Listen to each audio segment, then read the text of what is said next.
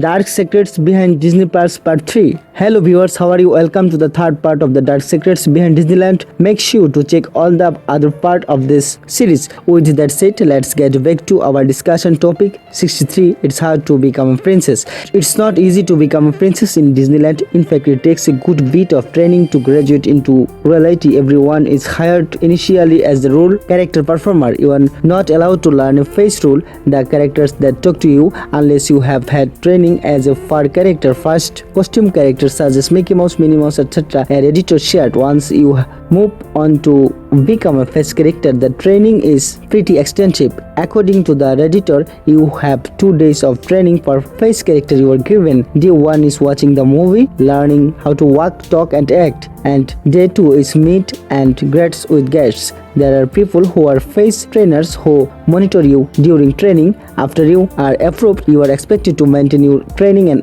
uphold character integrity during meet and greets. 64 employees have to audition to be a character. When you finally have enough training to become a princess, you have to go through a whole casting process to qualify. It's a lot like Hollywood in that sense. There is an entire casting team who chooses what role you play. You attend auditions which involve acting like the character, dressing up like the character and having photos taken of you. You then wait and they call you if you are approved. The editor explained, because of this, there is probably a lot of competition to become one of the princes. 65 employees believe in urban legends. A ton of customer members believe in Disney ghost stories and park legends, which only makes working there even more fun. Us CM's cast members are a superstitious lot, but it's so fun to share in the camaraderie of being scared to go to the Blue Sky suite at the Disneyland Hotel because it is 100% haunted by the former owner's wife, or to hide when you have to work Pinocchio because that ride loves to break down and it's totally cause of the 13 cars it runs. Tradition and heritage run deep at Disney. An editor shared 66 employees look for people to surprise. Disneyland cast members activity look for people and families to create memorable moments for. I haven't worked there in years, but when I did, we were trained to look out for people that we could make magical moments for. A editor shared. Those people usually ended up being the really nice, personable families. If there was a really sweet kid at our desk I worked at hotel that loved tiger, we'd do our best to get a tiger stuffed animal sent up to his or her room. Offer me a bit of your Rice Krispie Mickey because it's so good. We sent up half a dozen with a note to the kid. Obviously it doesn't happen all the time, but it could be beneficial to be kind to the people working. It always pays to be nice. 67 princes are actors' friends. Disney is so strict with immersion that cast members have to continue the act even if they are off the clock. For example, if a cast member portrays Ariel while at work, she is not allowed to say that she portrays the princess. She instead has to say that Ariel is her friend. One Redditor portrayed several Disney princesses in Disneyland and confirmed that this was the case. Yes, Mulan and Pocahontas were my friends, she wrote. While it might sound extreme, it really does help make you feel more impressed in the world. 68 cast members have to learn character autographs. Cast members take their jobs very seriously and they take extensive classes to become a character, and that includes learning the character's signature. It would break the illusion if different kids got different looking signatures from the same Disney character. So everyone learns how to draw the same Hancock in order to keep the magic alive. Can confirm Disney University, their own property training place, has classes for learning character signatures. A editor wrote, it's a nice detail and goes a long way to make it feel more real. 69 don't try to make costume characters talk. It's Mickey won't tell you which way the bathroom is. He's not being rude. Costume characters are not allowed to speak with the park's guests, so they are just doing their job. We are not allowed to ever talk in costume in front of guests ever. Backstage, however, anything goes. One Redditor explained the reason they are not allowed to speak is because it wouldn't look real. Their mouths would stay closed while they were talking, and we know what a sticker was for impression. 70 employees clean up the park every night. It wouldn't do for Disneyland to look shabby, so each evening, the entire staff cleans up the park to make it as magical as possible for the next day. Every evening after the park closes and everyone is emptied out during the summer, this is around 1:30 am. Hundreds of cast members clean, repair, trim, paint and do everything else necessary to get the park ready for the next day. An editor explained, and when I say everything, I mean everything. There are some areas of the park that they repaint every single night just to make sure they are so ready for the next day. Horticulture cast members replace and planters with fresh flowers so they are constantly beautiful. Others power wash every root surface every night. If I were to list everything they do, I would probably fry my laptop. 71. Park announcements are very important. Disney is very strict with immersion and it will avoid breaking the illusion of being inside its magical world at all costs. That's why park announcements are very rare, and when they happen they are very serious. If you hear an announcement over the park wide sound system looking for a specific person, it is something very important. Announcements like that have a chain of approval before Disney will allow the magic illusion to be broken. An editor shared, but it's not always bad news, like informing families of a death. I have done several park announcements to find someone to inform them an organ donation was missed. A medical courier was on their way to Orlando and they needed to get to the hospital ASAP. 72. A reign of terror hits Disneyland on Easter Sunday. Tommy Walker was the Disneyland's first entertainment director, a brilliant man who had many great ideas that shaped the park into a magical place to spend your day, including the Fantasy in the Sky fireworks show, Date Night and the Christmas candlelight processional. However, even great minds can occasionally produce dirts. For Easter Sunday one year, Tommy decided that a helicopter flight with the Easter Bunny throwing flowers down to the park guests was a great idea, and even though Walt Disney asked him if he was out of his mind, he went through with his plan since Walt was called away to New York of business. On the fateful holiday morning, guests arrived at the park clothed in their Sunday best, and a 100-member orchestra played on the steps of the Main Street Railroad station. At 11:15, Tommy's helicopter appeared floating over the railroad tower on the schedule, but the roaring helicopter was creating a lot more wind than Tommy had anticipated, carrying the branches of all the park's oil-grown trees, blowing the musicians' music sheets away and overpowering those who were still playing with noise, and lifting the skirts of proper women in a Marilyn Monroe style. The rabbit did not seem to notice that anything was wrong and tossed down purple and white orchids into the crowd. Unfortunately, the orchids were frozen solid, preserved for the event, but not given the chance to thaw. So guests ran screaming as their pristine suits and skirts were ruined by what essentially became paintballs fired from above. The finale of the flight was no less chaotic. The helicopter blew dirt and debris into all of the Main Street shops, and the force of the wind that it created blew out many furnaces and thermostats. In the end, Main Street looked like a tornado had hit it. 73. A rumor during Beatlemania causes chaos in Disneyland. In 1964, at the height of Beatlemania, the Beatles flew down to Southern California to perform at the Hollywood Bowl since they were in the area. Rumors began flying that they would come to Disneyland for a fun day off, and some Disney employees caught on to the gossip. They told guests that the Fab Four wanted to have a quiet time without being recognized, so they would hide in character costumes and pretend to be the three little pigs and the big bad wolf. At first, the characters would play along with the screaming teenage girls, pretending to run and hide, but the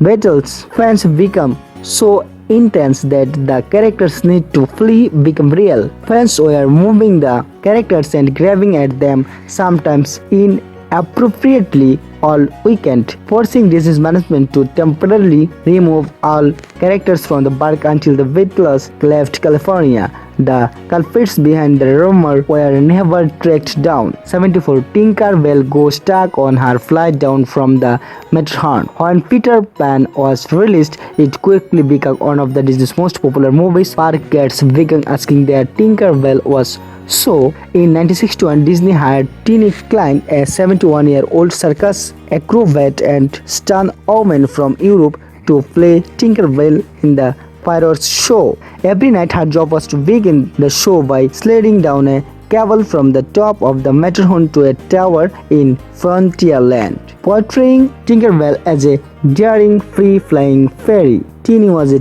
tough, brave woman who once hung by on her teeth from an airplane. She could never get the Disney officials to let her slide down the cable as Tinkerbell by her teeth, though as Tink was far more dignity than her actress. She did not take it well when anyone tried to graze her ire. One night she got stuck in the middle of the cable during her descent.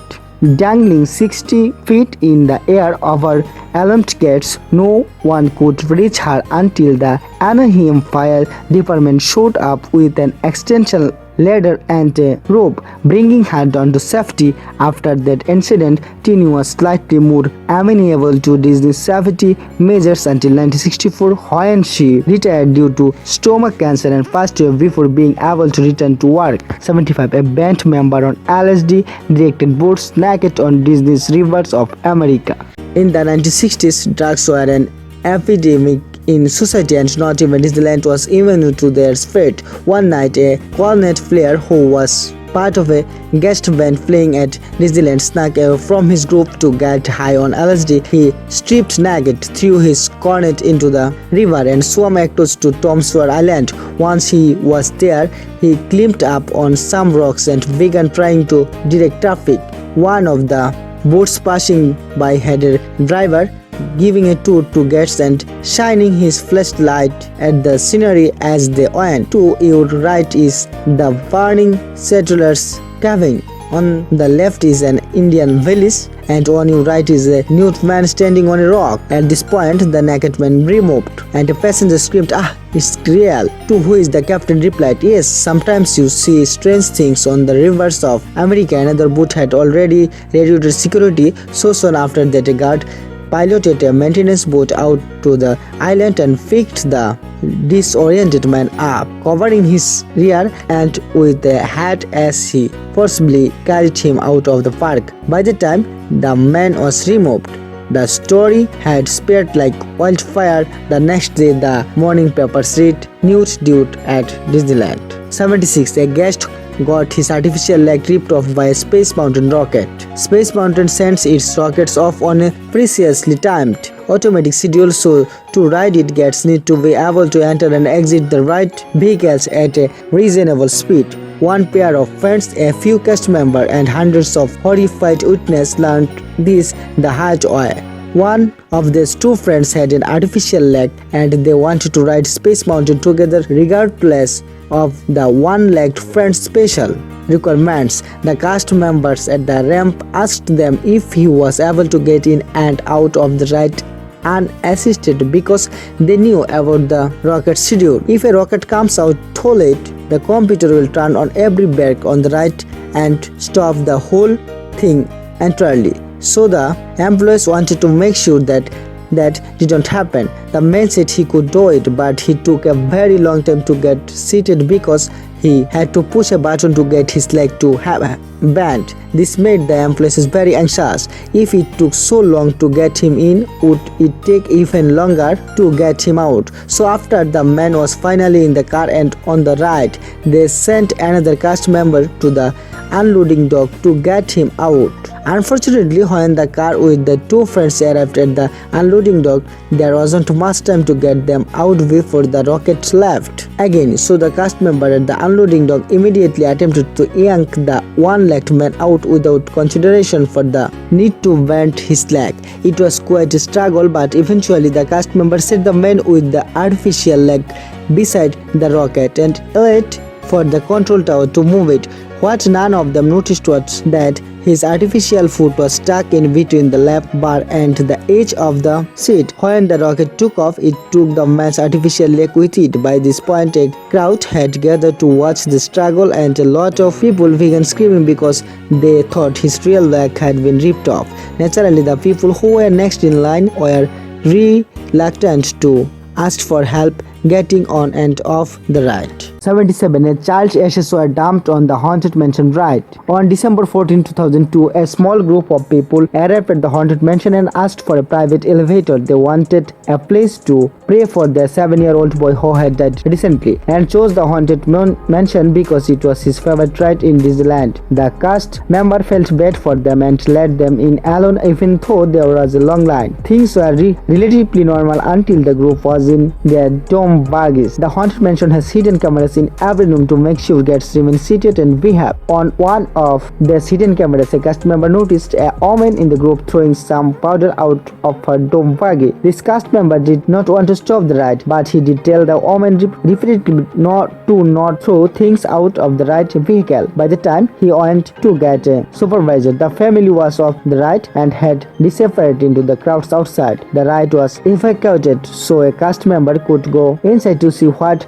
the woman had been throwing out of the dome buggy. Inside, he found strange grey dust. The incident was shortly after 9/11. The people were paranoid about anthrax being used as a bioweapon, so the cast member did not take any chances. He called park security, the police, the fire department, and every manager in the park to come investigate. The dust was identified as cremated human remains. Park custodians were called to disinfect the vehicles and the area where the ashes were thrown, and the ride was shut down for hours. 78. Pranks by cast members backfire. Disney frequently hires high school and college students, and if there's one thing people in their teens and 20s love, it's pranks. However, some of these pranks have backfired on their pranksters and gotten them fired. On the Adventures Through Inner Space ride, guests started coming out of the ride covered in hot liquid and began to complain to Disney management. An investigation was carried out, and it turned out that a long-time ride operator was responsible. As a prank, he would hide in the dark corridors of the ride and throw hot soup on the passengers. Management did not find this funny, sensing potential lawsuits, and he was fired. The Frontierland canoe driver said one co-worker who they liked to pick on by pushing his canoe into the reeds or the waterfall or splashing him with water. One day, they pushed his canoe 10 feet behind the Mark Twain paddle wheeler, not realizing that the large boat needed to back up to leave the dock. His canoe got stuck in the marsh, and the guests who were sitting in it began to panic as the Mark Twain moved backward. One man yelled, "We are gonna die," and jumps overboard with his kids, and the rest of the passengers followed. Luckily, the Mark Twain came to a stop 5 feet from the canoe and nobody was hurt. The 4 canoe drivers behind the incident were fired. For the Matterhorn supervisor's birthday, 1 year, 2 pranksters spiked the funds with alcohol, the brownies with marijuana, and the guacamole dip with a powerful hallucinogen. The entire crew unknowingly ate the spiked food and returned to work the ride. The supervisor knew something weird was going on, but he didn't shut down the ride for a while because he himself was drugged and hallucinating. For a while, everyone was behaving strangely until one crew member passed out and another one began convulsing. The supervisor called first aid, and the convulsing employee had to be taken to the back and put in a straight jacket, and that employee and several others were sick enough to be taken to the hospital. The ride had to be shut down and the entire crew was replaced with a new one while things were being sorted out. Eventually, the 2 pranksters responsible for the spiking were caught and fired. 79. Anti-Vietnam War protesters once tried to invade Disneyland. Disneyland has only closed early a few times in history, and the EP invasion creation on August 6, 1970 is probably the weirdest reason the park closed early. The IFIs, members of the Youth International Party, were an anti-war, anti-capitalist and anti-establishment group of young protesters that formed in response to the Vietnam War and growing civil rights movement. Flashy political protests were their bread and butter, and Disneyland, with its large audience and conservative culture, seemed like the perfect place to protest. A flyer went around proclaiming August 6, 1970 to be IFI Day and Disneyland, with events such as the liberation of Minnie Mouse and Black Panther breakfast on the agenda. Park officials were worried but decided to leave the park open that morning, hoping that it won't all blow over. At first, the event seemed like a dud. Only around 300 IFIs had gathered in the park, so most of the rumored 20,000 protesters must have given up before even arriving. Their small numbers were not enough to cause a disturbance, and park guests mostly ignored the teenagers chanting out Ho Chi Minh, even when they climbed on top of the chicken of the sea restaurant. However, managers took it seriously. Executives in suites followed the IFIs around, pleading with them to keep things cool and not cause any property damage. Others tried and failed to disguise themselves as tourists, but were called out by the IFIs as nuts.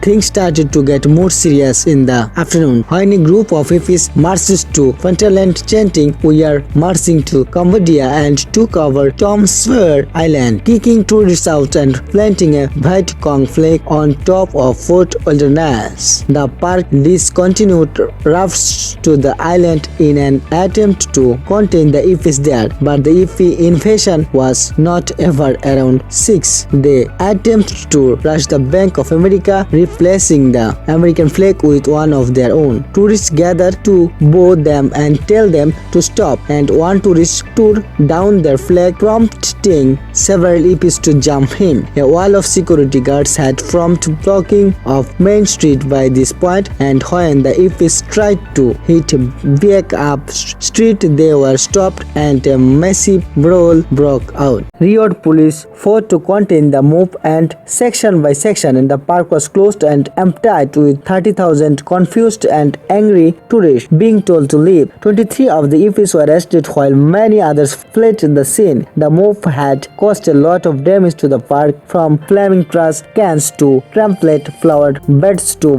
plants and beer bottles being littered all over the ground. However, even though the IFI invasion was all over the news, Disneyland was mostly viewed in a positive light for not letting things get thrown out of hand by shutting down the park and getting park guests out of the situation safely. 80. A toxic gas poisoned 30 people on Pirates of the Caribbean in 1992. 30 guests once got sick from a mysterious toxic gas that was floating around near the end of the Pirates of the Caribbean ride. Someone in one of the boats may have sprayed a mace-like gas in the air before getting off the ride, and the boats floated through it and become backed up due to the one-at-a-time nature of the ride's exit. The symptoms that the gas caused were coughing, nausea, dizziness, headache, burning eye, irritation, skin discoloration, and chest pain. Employees were able to get the passenger out while holding handkerchief shifts over their mouths, but 30 people were taken to first aid and 6 of those were taken to the hospital with more serious symptoms. The ride was shut down for about an hour for investigation, but Disney did not call the fire department in the end, as the gas seemed to have dissipated after a short time.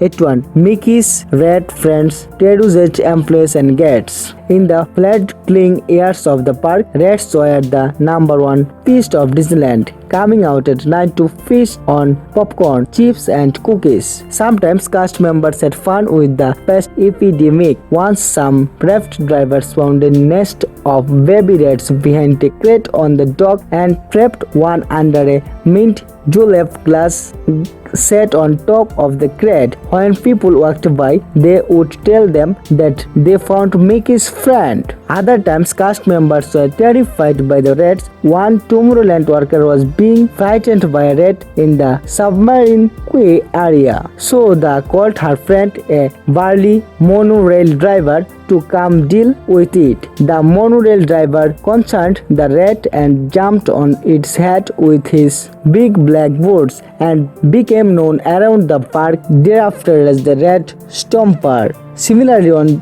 Tom Sawyer Island night, two snake shop attendants accidentally locked themselves in and became surrounded by rats crawling out of the woodwork. They called the ref divers for help and they came to the rescue, beating the rats away with their paws. The first attempt to get rid of the rats did not go well for Disney. Employees tried leaving out hot dogs laced with cyanide as rat bait. The rats would come out and eat the hot dogs, then go to the river in an attempt to drink and fall in. A boat would sail down the river in the morning before the park opened, keeping the dead rats off the top of the water. Sometimes, though, there would be a couple of rats left over in the morning, and the raft drivers would have to stealthily hook them out of the water and hide them from guests. This practice stopped when a little boy picked up one of the poisoned hot dogs and ate it. He got sick and his family sued the park. The second attempt to get rid of the rats has worked much better. Management brought in a bunch of wildcats to try and curtail the rat population through natural selection. The cats roam the park at night, eating the rats and typically hide from the public during business hours. They are sterilized so they don't feed and overrun the park with cats and are vaccinated and take receiving routine veterinary care. 82. A rumored kidnapping bring car gate. In 1987, a 16-year-old boy was sent out to the Disney parking lot to bring the car around front to pick the rest of his family up. He was followed by a pair of men who kidnapped him at gunpoint with his own car and drove all the way to Santa Ana, where they drove off and dropped him off unharmed. The two men were arrested the next day in Los Angeles, but the abduction fell at rumors that had been going around for a few years of a black market kidnapping ring in Disneyland. The source of this rumor seems to be a church bulletin from Utah that told parents about child snatching and specifically warned them to watch their children closely at amusement parks like Disneyland. One misinterpretation led to another, and soon Salt Lake City residents and police were calling the Anaheim police asking about all of the kidnappings going on in the Magic Kingdom. The callers were very upset, and although the Anaheim police chief gave a formal statement denouncing the rumors continued to spread. According to these rumors, at least 200 children were kidnapped at the park each year and trafficked. One story that was commonly circulated told of a 2-year-old boy that was pulled from his stroller while his mother was distracted. His mom begins frantically searching all over the park and eventually sees another woman carrying a bundled up blanket with her son's shoes sticking out. The mom snatches the bundle out of the woman's handles and is horrified to see her son dragged and disguised with short red hair. To this day, the Anaheim police continue to receive dozens of calls each year asking about the non-accident kidnappings occurring in Disneyland. 83. A light bomb was found on the people of a truck. During the summer of 1971, Disneyland received several bomb threats. One of these turned out to be real. People mover foreman Jeff Burdick sent out a subordinate to walk the track to see if there were any cars with motors that were not working. The subordinate found a large shoebox with wires protruding from it near the end of the right in the AT&T building, sitting between the truck and the glass window. He came back and informed Mr. Burdick of what he had seen. Looking very pale and shaken, Burdick called supervision and they sent in a bomb squad, who discovered that the bomb was real and removed it. The culprit was never caught, but thankfully no one was harmed. Thanks for watching. Feel free to check all the other parts of this series. If you like the video, please subscribe to my channel, hit the like button below, and don't forget to share this video with your friends.